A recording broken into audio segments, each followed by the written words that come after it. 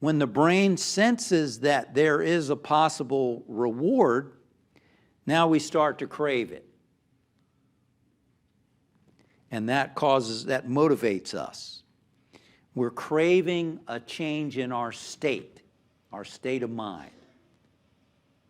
So somebody who wants relief, stress relief, they might crave a cigarette because they're craving, they're experiencing stress and they have associated smoking a cigarette with relief. That's why they crave the cigarette. And then the third is response. This is the habit, the thought or the action that we take to achieve whatever it is that we want.